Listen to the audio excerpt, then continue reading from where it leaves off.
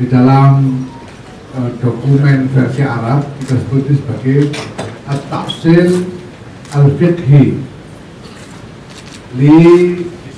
Lissalam wal Insijam Al-Alam. Membangun landasan fikih untuk perdamaian dan harmoni global.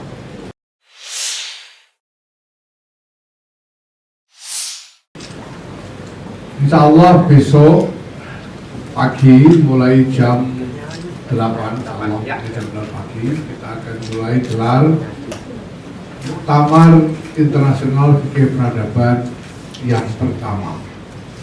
Di dalam dokumen versi Arab kita sebut sebagai At-Tafsir Al-Fiqhi Lissalam wal Insijam Al-Alam. Membangun landasan fikih untuk perdamaian dan harmoni global. Tujuan dari Muktamar Fikih Peradaban ini adalah untuk menginisiasi satu diskursus, satu wacana tentang peradaban seperti apa yang hendak kita inginkan bagi masa depan manusia ini.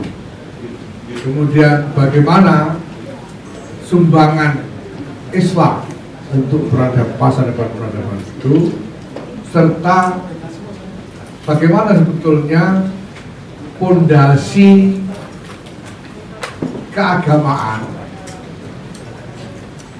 landasan syariat dari pandangan Islam tentang masa depan peradaban itu, serta agenda-agenda yang nanti akan diluncurkan di dalam rangka memperjuangkan masa depan peradaban. Selama ini kita sudah punya wacana yang cukup besar tentang toleransi, tentang moderasi beragama, dan lain sebagainya. Tetapi sebetulnya ada satu kekosongan besar di dalam kaitannya dengan masalah-masalah global ini, yaitu wawasan syariat yang valid terkait dengan konstruksi peradaban yang sudah kita bangun. Nah, dengan muktamar inilah kita hendak memulai satu perbincangan, satu wacana yang serius di kalangan para ulama ahli fikih tentang bagaimana sebetulnya wawasan tentang masa depan peradaban itu dikaitkan dengan nilai-nilai syariat yang valid. Nah, ini bukan satu agenda yang kecil, ini agenda raksasa, dan tentu harus melewati pergulatan yang tidak ringan nantinya. Tetapi kita harus mulai, dan Nahdlatul Ulama memberanikan diri untuk mulai. Sudah ini, ya, besok ini muktamarnya ini hanya kita selenggarakan sehari saja, karena memang kita maksudkan sebagai trigger, sebagai pemicu, sebagai awalan. Kita tahu bahwa masalah peradaban tidak akan selesai didiskusikan hanya sehari saja. Bahkan kalau kita mau sampai selesaikan, kita tidak tahu berapa tahun diperlukan untuk mengkaji masalah ini. Tetapi pembicaraan harus dimulai, dan kami memicu dalam muktamar sehari ini. Mudah-mudahan nanti akan sungguh-sungguh berhasil menggulirkan proses keilmuan yang valid di antara para ulama yang seperti ini tentang bagaimana dari sudut pandang syariat umat Islam bersama-sama dengan umat manusia seluruhnya memperjuangkan masa depan peradaban yang lebih baik untuk semua orang. Nah, nanti pada hari hari Selasa kita akan ajak seluruh peserta untuk ikut menghadiri resepsi akbar puncak peringatan Harlah 18 Nahdlatul Ulama di Sidoarjo. Ini kita desain sedemikian rupa rangkaian kegiatan ini karena kita juga ingin menunjukkan kepada para ulama di seluruh dunia Islam khususnya tentang bagaimana pentingnya membangun gerakan sosial seperti Nahdlatul Ulama. Karena sampai sekarang sebetulnya gerakan sosial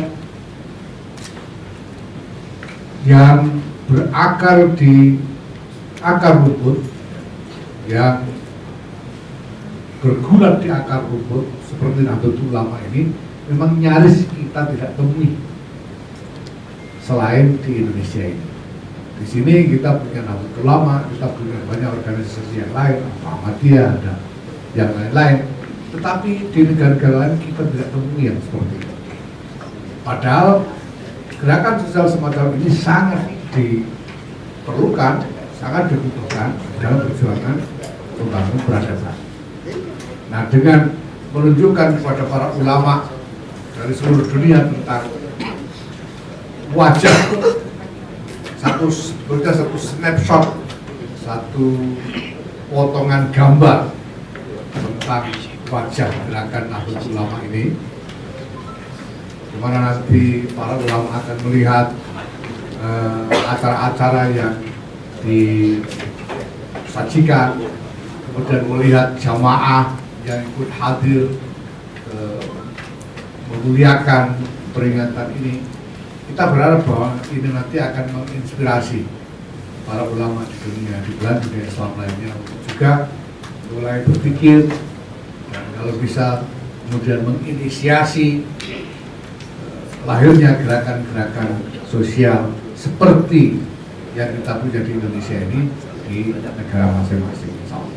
Karena ini nanti akan menjadi perjuangan besar yang memerlukan konsolidasi global dan kita butuh memobilisasikan semua kekuatan yang kita miliki.